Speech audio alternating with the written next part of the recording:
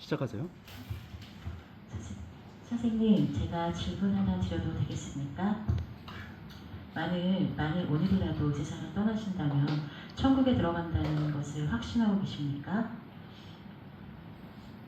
저는 그런 질문을 처음 받아봤고 자신이 없는데요. 네, 그러시군요. 저도 처음에는 잘 몰랐습니다. 그런데 성경을 통하여 그 사실을 알게 되었습니다. 성경은 이것을 너희에게 쓰는 것은 너희로 하여금 너희에게 영생이 있음을 알게 하려 함이라 라고 말씀하십니다. 성경에 기록된 목적은 바로 우리에게 영생이 있음을 알려주어 확신을 갖도록 하기 위함이죠. 어떠세요? 권사님은 만일 오늘이라도 이 세상을 떠나신다면 저처럼 천국에 들어간다는 확신이 있으세요? 네, 권사님도 확신이 있으세요? 네, 저희는 이렇게 영생의 확신을 가지고 기쁘게 살고 있습니다. 선생님,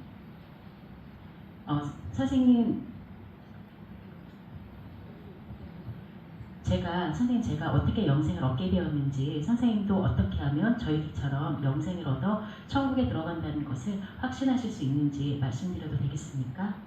네, 말씀 한번 해보세요. 그 말씀을 드리기 전에 질문을 하나만 더 드리겠습니다. 선생님은 어떻게 하면 영생을 얻어 천국에 들어갈 수 있다고 생각하십니까? 저는 뭐 착하게 살고 남한테 뭐 해코지 안 하고 이렇게 남 도와주고 그러면 천국 갈 것 같은데. 그러니까 선생님의 선한 행위 때문이란 말씀이시죠? 제가 선생님의 대답을 바로 이해했나요? 그렇게 해서 네, 선생님의 대답을 듣고 보니 선생님께 가장 기쁜 소식을 전해드릴 수 있겠군요. 그 기쁜 소식은 영생은 값없이 주시는 하나님의 선물입니다. 그러므로 영생은 돈이나 공로나 자격으로 얻는 것이 아닙니다. 성경은 너희는 그 은혜에 의하여 구원을 받았으니 이것은 너희에게서 난 것이 아니요 하나님의 선물이라. 행위에서 난 것이 아니니 이는 누구든지 자랑하지 못하게 함이라 라고 말씀하십니다.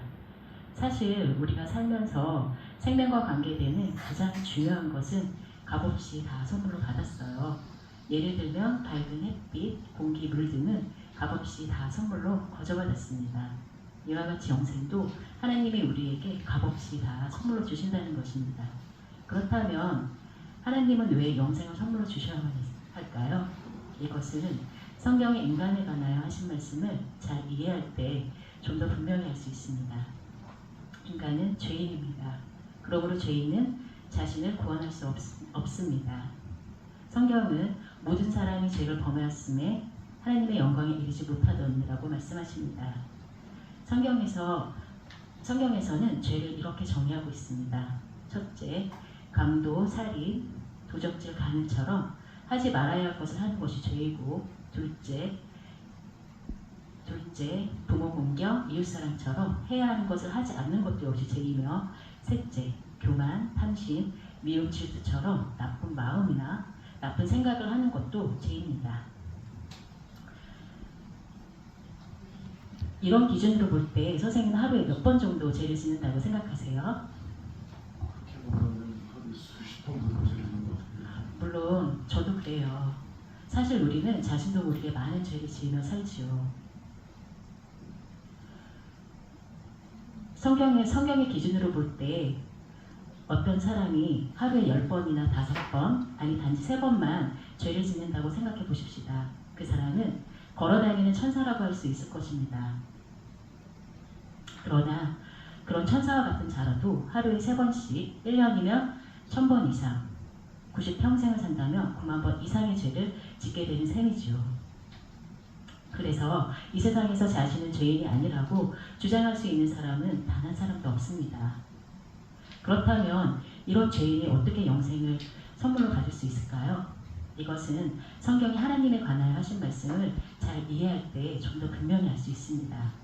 하나님은 자비로우셔서 우리를 벌하신 것을 원치 않으십니다. 그러나 하나님은 의로우시기 때문에 반드시 우리의 죄를 벌하셔야만 합니다.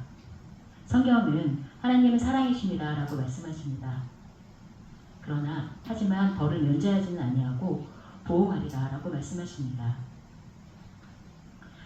전쟁 중인 러시아 제국에서 부족한 식량을 훔치는 사건이 종종 발생했습니다. 화가 난 지휘관 가리샤 장군은 누구든지 식량을 훔치다 잡힌 사람에게는 끔찍한 채찍질을 가하겠다고 선포했습니다. 그런데 도둑을 잡고 보니 다른 사람이 아닌 그의 어머니였습니다. 장군은 원칙대로 사랑하는 어머니에게 채찍질을 가하자니 늙으신 어머님이 돌아가실 것 같고, 원칙을 무시하고 그냥 넘어가자니 부하들에게 군기가 서지 않을 것 같았습니다. 결국 지휘관이 만든 원칙에 따라 처벌해야 하는 날, 그는 어머니 앞에서 겉옷을 벗었습니다. 그리고 부하들에게 명했습니다. 어머니 대신 나에게 채찍을 가하라. 그는 어머니 대신 채찍에 맞음으로써 어머니를 향한 사랑을 실천했을 뿐만 아니라 죄인을 처벌하는 공의도 실천하게 된 것입니다. 이처럼 자비로우시고 의로우신 하나님은 우리의 죄 문제를 예수 그리스도 안에서 단번에 해결하셨습니다. 예수 그리스도는 참 하나님이신 동시에 참 인간이십니다. 예수 그리스도는 우리에게 영생을 선물로 주시기 위하여 십자가에서 죽으심으로 우리의 죄값을 대신 치르시고 부활하셨습니다. 이 책이 제가 지금까지 지은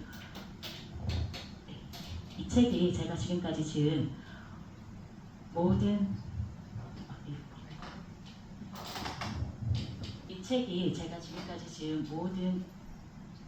이 책이 제가 태어나서 지금까지 지은 모든 죄와 모든 생각, 모든 말, 모든 행위가 낱낱이 기록되어 있는 책이라고 생각해 보십시다.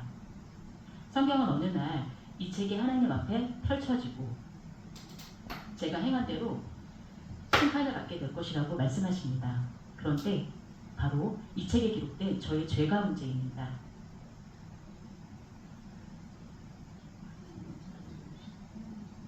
하나님은 저를 사랑하시기 때문에 저를 벌하시는 것을 원치 않으시고, 하나님은 의로우시기 때문에 반드시 저의 죄를 벌하셔야만 합니다.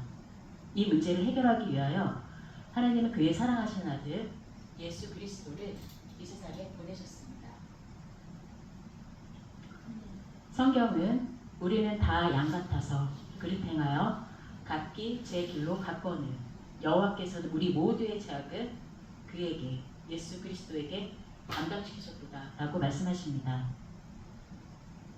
하나님이 미워하시는 저의 모든 죄가 그의 사랑하신 아들 예수 그리스도에게 옮겨졌습니다. 십자가 위에서 우리의 죄값이 다 치러졌을 때 예수 그리스도께서는 다 이루었다라고 말씀하셨습니다.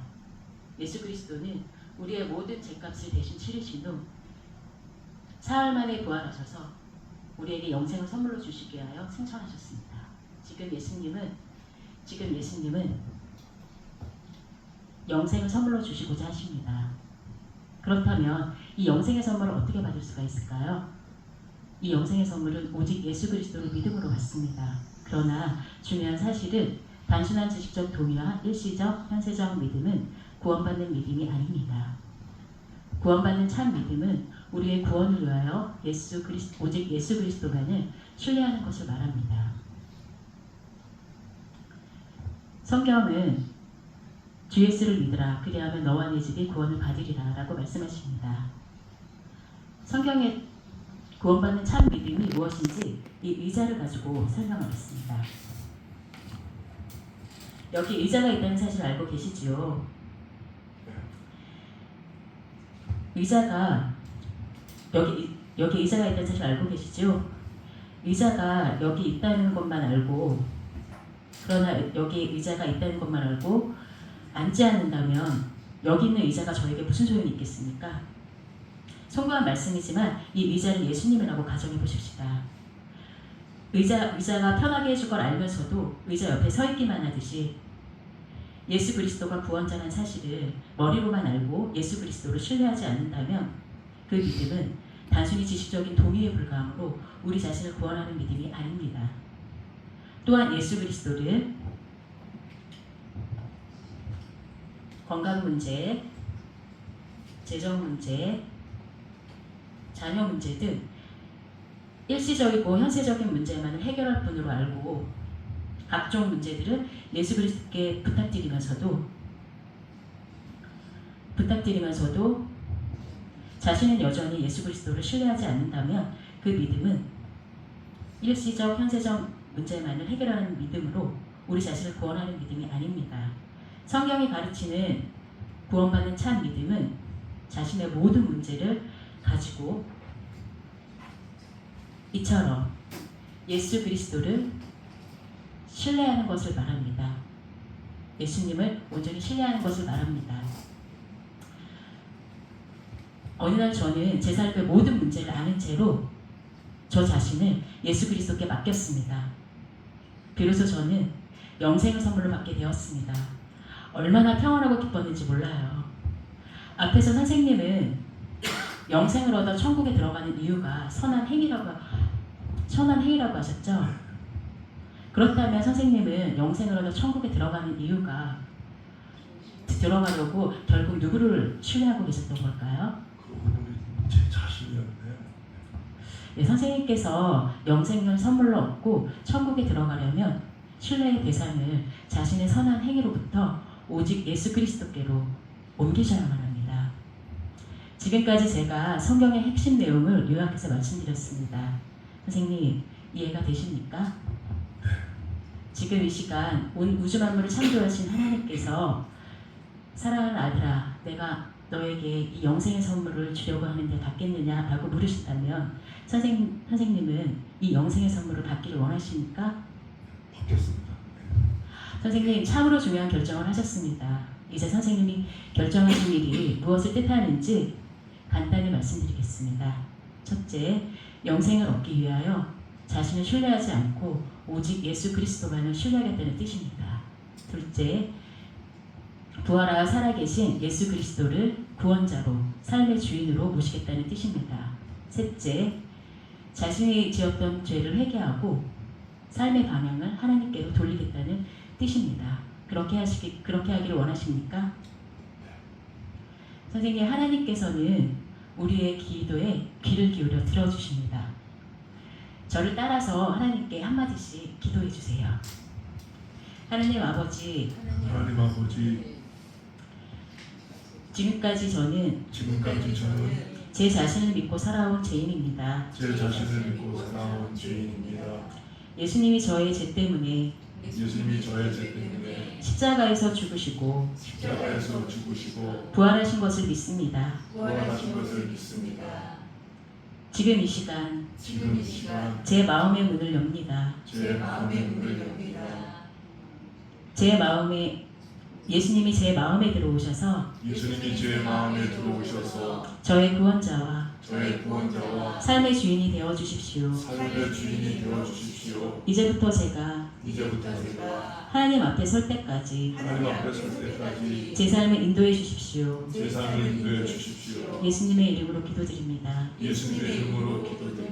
아멘. 제가 선생님을 위하여 기도하겠습니다.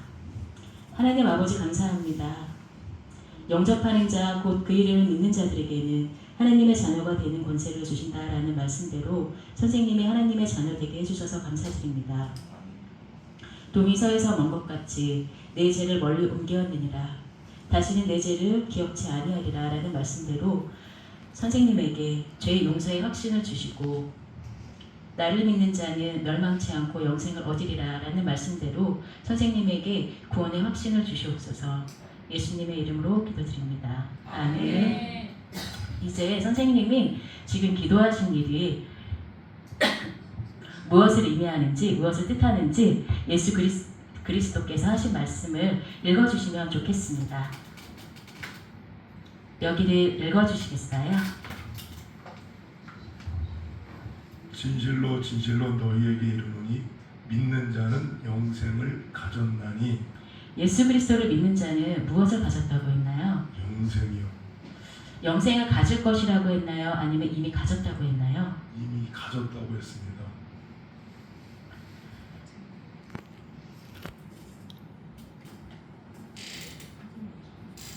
여기에 선생님의 이름을 너희에게와 예수 그리스도를 믿는 자의 선생님의 이름을 넣어서 읽어주시겠어요? 진실로 진실로 김정수에게 이르노니 믿는 김정수는 영생을 가졌나니. 이 말씀에 근거해서 질문을 하나만 더 드리겠습니다. 이 말씀을 근거해서 선생님은 영생을 가졌기에 만일 오늘이라도 이 세상을 떠나신다면 천국에 들어간다는 것을 확신하시는지요? 네, 확실합니다. 이 말씀에 근거해서 선생님은 천국에 들어갈 수 있는 이유가 무엇이라고 생각하십니까? 예수님을 믿기 때문입니다. 오늘 선생님이 예수 그리스도를 믿고 영생을 얻어 하나님의 자녀가 되신 것을 축하합니다.